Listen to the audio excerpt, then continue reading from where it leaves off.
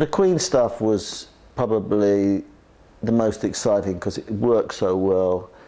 Bohemian Rhapsody was a record that nobody thought was doable. Forget whether you liked it, I just didn't see it. I remember getting the bill for that video. That was when I almost lost my job, because the bill came, it was $9 or something. And LG Wood found out about it, and you know, I nearly, and you know, Ron White and Roy Featherstone were always the guys who, you know, claimed to know nothing about it. Do you remember? How the hell did that happen? And Bob was going, I think this is great. And I got the royal rollicking of life, because they'd never spent more than $1,000 on a video before. I think it was just under 10 grand, 9 grand and change. And Stupid Bloody Records, Too Long. You know, and we set that record up just perfectly. And one play on the radio, bang, that was it. He was very conscious of his record company, Freddie, even though he wasn't.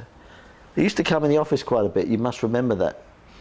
And he'd come in to see Annie, my wife, you know, she was the head of production. She'd be sitting on the floor going through all these proofs for his albums. You know, you can do it in 2 minutes on the CD now, can't he? He'd ring me up and say, are you coming to see me? And on tour, and I go, well, yeah, I kind of come to Memphis. He said, don't come there, too many people. Come to, and he'd name Newcastle or somewhere, no one would go. And I'd go up to Newcastle and sit with him for 2 hours before the gig. He'd open the fridge, there was half a bottle of Stolly in there, and he'd drink the whole lot, right, the whole lot, and do a few other things, and then go out and play for 3 hours. It was astonishing. I never knew anybody could do that.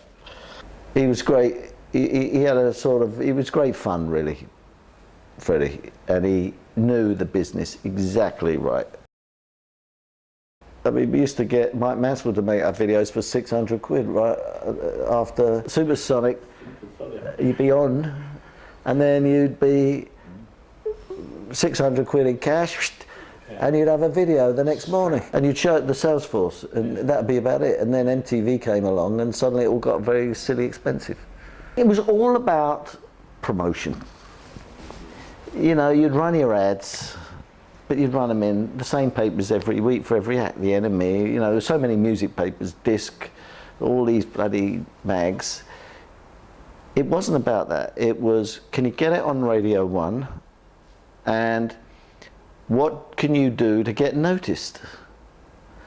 And, you know, if you can't top of the pops.